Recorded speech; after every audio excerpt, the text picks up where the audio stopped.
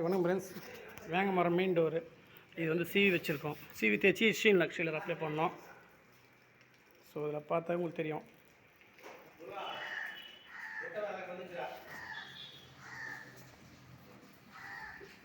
ஜன்னல்லாம் CV இருக்கும்.